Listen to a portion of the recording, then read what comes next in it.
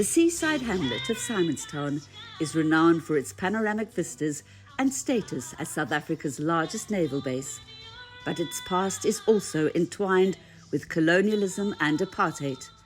Hidden beneath its scenic seafront is a shameful history of forced removals that remains an open wound.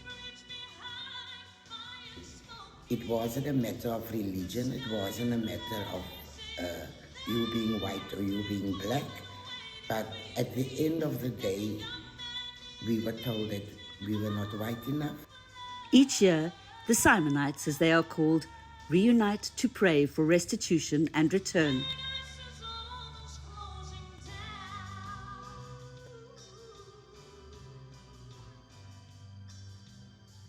Their symbol is the Wag N Bietjie thorn tree, but they have waited too long. Their prayers are becoming muted as the last remaining members of the Simonites pass on.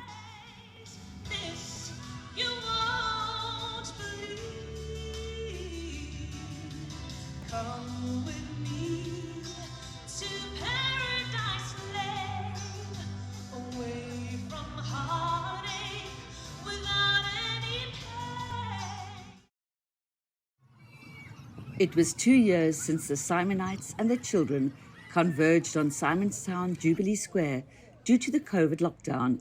The theme for the 2022 Heritage Day commemorations was Wag N Bietjie, an indigenous thorn tree rich in symbolism. In 2021, the Simonstown Museum, together with the museum's Phoenix Committee and local artists, collaborated to produce 6 memorial benches using the Wag N Bietjie as a recurring image. Ons noem hulle Wag N Bietjie. En dis mos die doringboom wat 'n doring het. Jy kan nie vorentoe gaan voordat jy nie 'n stukkie agteruit gaan. En ons moet in Suid-Afrika 'n stukkie agteruit gaan om te sien wat gebeur het. En toe noem ons hierdie bankies, daar 6 van hulle, Wag N Bietjie, en elke bankie weerspieël een straat van waaruit mense verwyder is, met geweld verwyder is onder apartheid.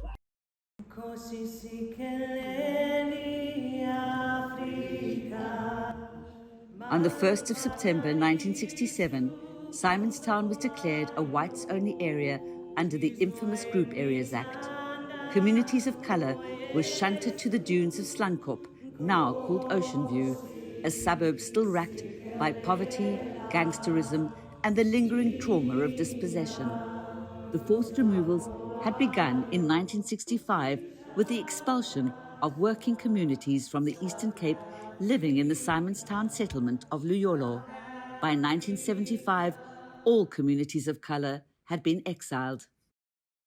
The communities that they once belonged to were destroyed, leaving the members scattered across a variety of areas with little opportunity to reconnect. Die bankies is eers 2 jaar oud. En voorheen was daar amper niks in Simonstown wat daardie gewelddadige aksie van daardie jare mense aan laat herinner het. Here we lived, this was our livelihood, this was our family, this was our place. If it didn't fit on the lorry, it just stayed behind. Even people's pets, we had to leave that behind. Our houses in Simonstown were either destroyed or sold to wealthy buyers. Nobody but the Simonite can explain the hardsore and pain we went through. En so ons probeer nou dat daai mense 'n stukkie terugkry, 'n stukkie herinnering terugkry wat hulle kan omhels en om te sê dis 'n gedeelte van ons.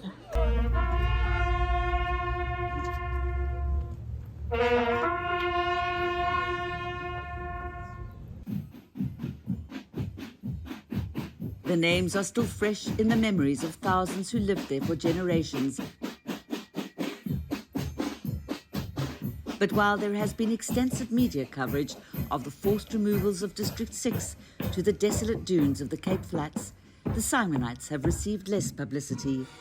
In some ways, they are the forgotten District 6. but the remaining Simonites are determined to reclaim their heritage, to remind us of the lingering trauma of the past and their determination to return in the future. Wag N Bietjie says, don't walk on as if history does not matter. Don't walk on as if our pain does not matter. Don't walk on as if our hopes do not matter. Don't walk on as if our lives do not matter. Do not walk on as if our place in this country, in its history, in its present and in its future does not matter. Don't walk on. Wag N Bietjie. The trauma of those days is still with us. And don't you forget. Wag N Bietjie, wait a minute, think about it, and we will force you to think not about an event only, but about us.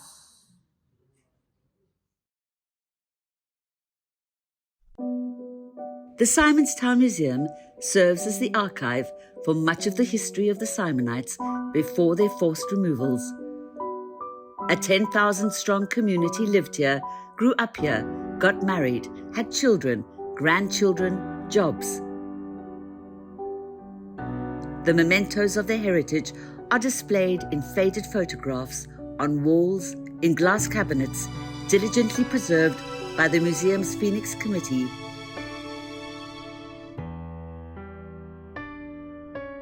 Including the cruel lists of the thousands who were earmarked for exile.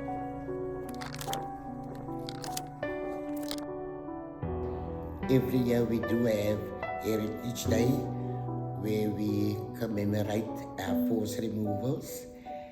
And at this moment, we are trying to see what we can do so that our people can come back to Simonstown. Joan Orgill joined the Phoenix Committee at its inception in 1996 and became its secretary. A widely respected teacher, sportswoman, and community activist, she was born and raised in Simonstown. For her, like thousands of others, the streets where she lived remained a bittersweet reminder of a heritage that had been stolen. At first we lived in the Waterfall Flats, then we moved up to Cardiff Road, and I lived in Simonstown for 25 years before we were forcibly removed to Ocean View. There was nothing. I taught in Slankop for 8 years before Ocean View was built. It was just bush around.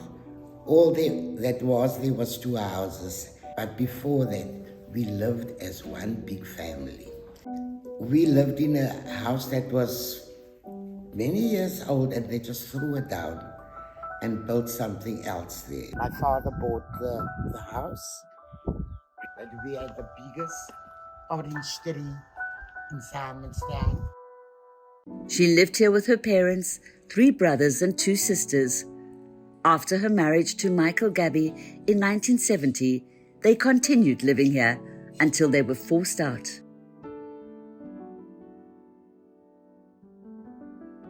We had all the fruit you could name, limes, lemons, everything. And on a Saturday, we would all pick the limes and sit outside.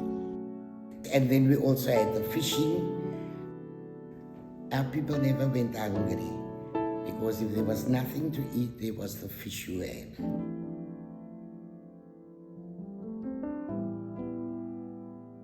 We had the beach. We would swim all day. We had the mountains. There was no transport money, and whatever we did, our parents knew that we were safe. And now you put us in a place like Ocean View, where we didn't even know the neighbors next door to us. And that is what broke up families, not mine alone, but broke up most of the families in Ocean View. They were all scattered. Margaret Constant is also a member of the Phoenix Committee, who works full-time at the Simonstown Museum. She too has a personal history of displacement. She was about 9 years old when her family were forced to leave their Pinehaven municipal cottage in the mountainous farm village of Red Hill. This is where we got forced removed from, which is this house here. It actually makes you feel sad because you actually try and think of what would have happened if you were still staying here instead of being forced to move to Ocean View. Today, Pinehaven is an affluent suburb. The only remnants of Red Hill are ruins. In Red Hill, there was a lot of farming done. And every Saturday, they would come down to the Jubilee Square and they would sell their products there. And everything was fresh. The ruins are all here, and what's stopping the city to let the people come back? Because all they need is just the layout of roads and layout of water pipes being laid, but I mean, people can still live here. With the dawn of the new dispensation in 1994, hundreds of land claims were lodged by the Simonites. Some returned and others settled for financial compensation. In Dido Valley, a low-cost housing development is currently under construction and homes have been allocated to Navy personnel, informal settlement dwellers and 200 residents from Luyolo. They were part of hundreds of workers brought to Simonstown from the Eastern Cape to build the railroad, who were then forcefully removed to Guguletu, 50 kilometers away. But thousands of Simonites still feel in exile. We couldn't come back to Simonstown because my one brother and my sister opted for the money, so we had to split the money amongst the 5 of us. So when I go up to Cardiff Road, I always think to myself, why did you do this? This was part of heritage. The house we lived in was demolished. I don't see any of the fruit trees left. Everything was just taken out. And it seems so different to when we lived here. Our parents were humble. They couldn't fight against the government because what ammunition did they have? They were humble, they just accepted that look, we had to go.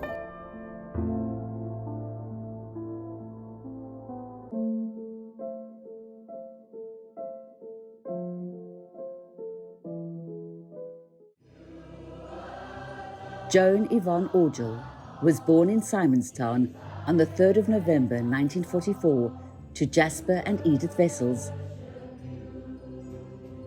She died on the 3rd of November 2022, her 78th birthday, with the dream of returning to her birthplace still unfulfilled.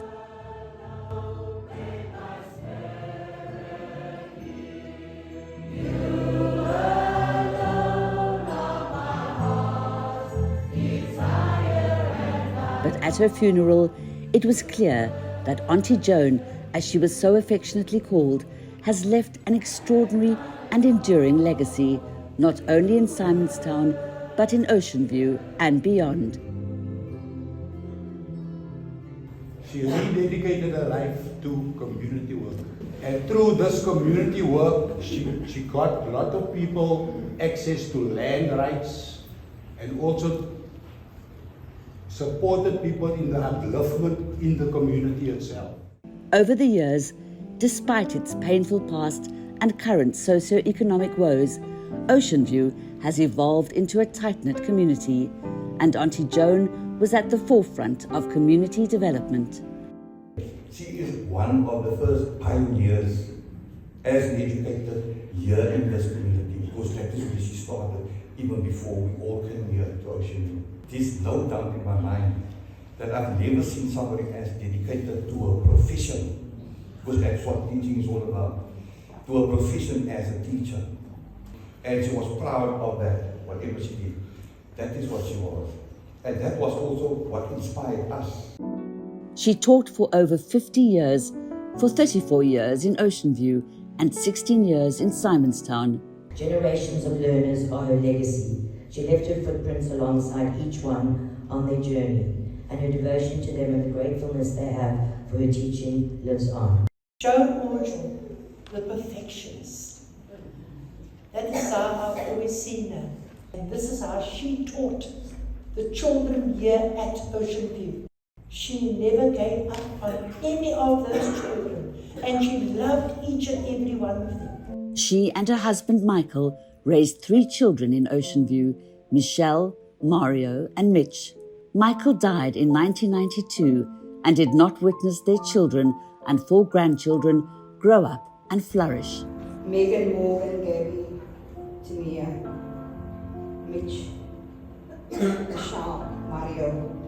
She loved you. She could not stop talking about you. I've been living here for about 20. Mario has been living in London for 21 years. He is a mathematics teacher and runs the faculty. She lived with me for 2 years in London. She taught in London. And she even made, an impact in London. Everyone spoke about Mommy. Yes. And saying, she was the highlight of the tour. Michelle is a single parent with 4 children. She has worked for the Navy for 31 years and has lived with her mother in Ocean View. We had our ups and downs, but Ocean View on its own, it's not a bad place to grow up like we grew up, right? Mm-hmm. Whenever there was a meeting, a community meeting, or a church meeting, it would be, Joan, can you say this? Can you voice this? So she was always the spokesperson.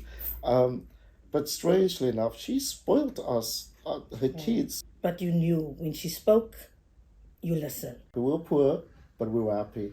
And I always tell people that you can still be happy even when life is challenging. The 1st of September, 1967. But Auntie Joan's heart ultimately remained in Simonstown. Die force removal het Auntie Joan geruk. She stood up for her heritage. People Michelle's age would be the last people who could call themselves Simonites from Ocean View, because they were the last ones born there, 1969/1970. Sometime in the future, there'll be very few people left who can say they are Simonites who are living in Ocean View. I knew she was getting older, but I didn't expect her to pass so soon. Leading up to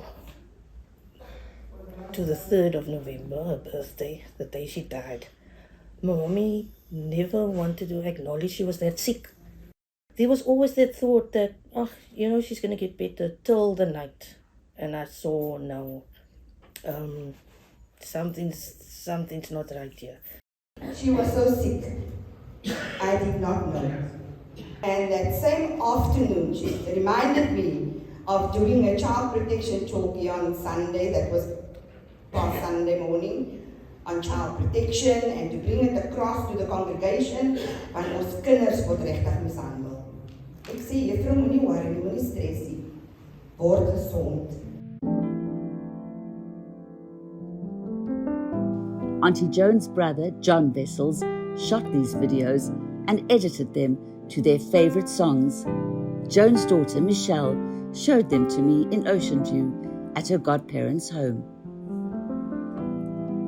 And like I said, Sundays we would go up to my grandmother and we would watch the videos. That's my mom there, that's her sister, daughters. That's my grandmother over there. And yes, my mom. And that's the cousin, that's my uncle, he's the one that did the videos. Oh, that's me, my cousin. Family mattered. It didn't matter what the circumstances, but we were together, and now we miss that anchor, and I'm trying to do my best to keep us the way my mom would have wanted us to be. And it's a bit difficult because she had a way, she just had a way with us. Mom was there for us, and it was just hard to lose her, It really was just hard to lose her, but I wouldn't have wanted Mommy to suffer. She never stopped hoping for a better life for her children. Maybe give them some place to come and piece of land in Simonstown. Build a house which they could be able to afford. She was always concerned about, my girls and me. That was my mother. And she was proud of my girls, She did the best she could, and that was to give them everything. Perhaps I'm better off not knowing Simonstown, because I've never lived in Simonstown compared to those who have, because the loss for them was so much bigger. No money can compensate for what I went through when I had to leave Simonstown.